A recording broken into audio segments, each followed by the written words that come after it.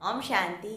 स्वागत है आप सभी का जीवन को पलट देने वाली एक अनोखी जीवन कहानी की श्रृंखला में। जैसा कि अब तक हम जानते आए हैं कि कैसे नई नई सेवा की युक्तियां लगाने से धीरे धीरे जो जिज्ञासुओं की संख्या है वह बढ़ती चली गई, और जब उन्हें ज्ञान दिया जाता तो वे जिज्ञासु कहते, बहन जी अब हम कब बाबा से मिलेंगे, हम वैसे ही इस ज्ञान में देर से आए हैं, तो अब हमें कब बाबा से मिलने का मौका मिलेगा। ये जो समय है जिसे हम देर हो रही है वह भी हमें अखर रहा है।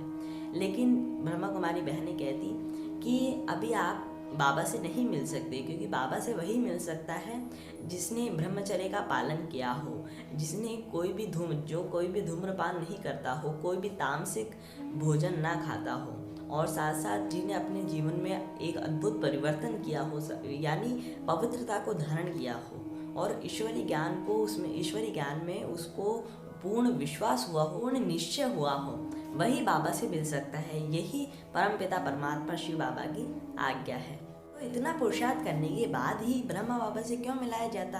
क्योंकि अब जिस तन का आधार परमपिता परमात्मा ने लिया है, तो इस तन में जरूरी कोई श्रेष्ठ से श्रेष्ठ विशेषताएं होंगी, गुप्त विशेषताएं होंगी, तभी तो जाकर परमपिता परमात्मा ने इस तन का आधार लिया है।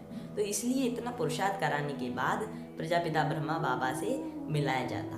तो आइए हम उन विशेषताओं को जानने का प्रयास करते हैं, और केवल ब्रह्मा बाबा की ही नहीं, गुणदायिनी, ज्ञानवादिनी, सर्वहितकारिणी और सर्वस्नेही मातेश्वरी जगदम्बा सरस्वती जी, उनकी भी विशेषताएं आइए हम जानते हैं। तो मम्मा जो कि कामधेनु समान सबको वर देने वाली है, तो वह हमेशा कहती थी कि लाडले बच्चों, अगर आपको तीव्र पुरुषार्थी बनना है तो सदैव दो बातें याद रखो। सबसे पहले कि जो आपसे भूल हो जाए उसे दोबारा ना दोहराओ, और साथ साथ दूसरी कि शिव बाबा की शिक्षाओं को अपने जीवन का एक अंग बना लो, समझो ही नहीं, अपने जीवन का एक अंग बना लो। और ब्रह्मा बाबा के कमल मुख से परमपिता परमात्मा शिव कहते थे कि प्यारे बच्चों, अब योगी और पवित्र बनो, क्योंकि मुझे इस सृष्टि को कांटों के जंगल से वापस फूलों का बगीचा बनाना है। और वे कहते थे कि बच्चों, ये समय बहुत ही अनमोल है, इसे व्यर्थ ना जाने दो। तो जब विभिन्न सेवा केंद्रों से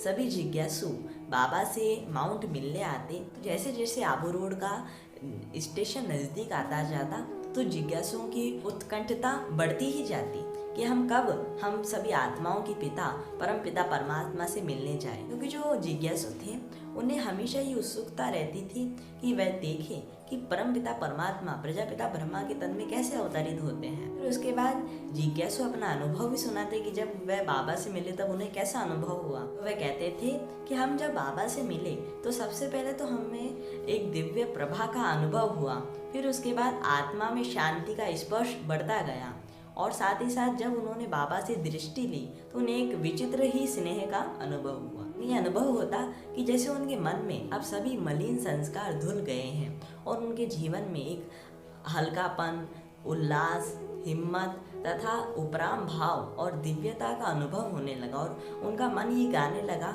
कि अब पाना था जो पा लिया, अब क्या बाकी रहा। तो साथ साथ प्रातः मुरली सुनते समय भी जिज्ञासु को एक विचित्र अनुभव होता। उन्हें ये देखते ही पता चल जाता कि ये जो मुरली है वह सभी आत्माओं के लिए है, वह सभी धर्मों के लिए, सभी वर्गों के लिए, सभी देशों के लिए है। और साथ साथ उन्हें ये भी अनुभव अपने आप हो जाता कि ये जो मुरली है इसमें तीनों कालों का, तीनों लोगों का सार समाया हुआ है। और साथ साथ जो जिज्ञासु है वे ये भी संकल्प करते थे कि जो हमारे मन में अमुक प्रश्न है उसका भी हम कल बाबा से उत्तर पूछेंगे मुरली में। लेकिन जब वे अगले दिन मुरली में बैठते तो बाबा मुरली में ही अपने आप उन प्रश्नों का जिक्र कर कर उनका उत्तर दे देते थे। तो इसको देखकर भी सभी जो जिज्ञासु है वह अचंभित होते थे। तो ब्रह्मा बाबा आकर सभी यज्ञवस्सों के साथ भोजन व अन्य सेवाओं में हाथ बटाने लग जाते।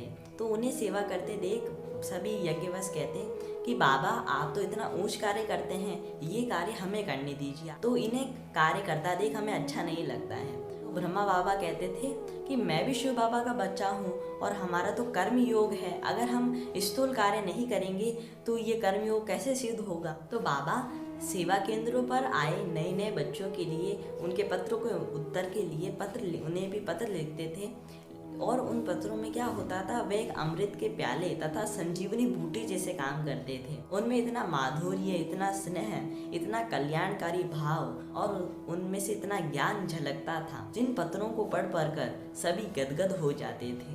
तो रात्रि क्लास में मम्मा और बाबा सभी यज्ञवसु के जब सामने आकर बैठते थे तो वह भी दृश्य देखते ही बनता था। दोनों ही दिव्य मूर्त और दोनों के मुखमंडल पर एक पवित्रता की अनोखी झलक और अद्भुत तेज दिखाई देता।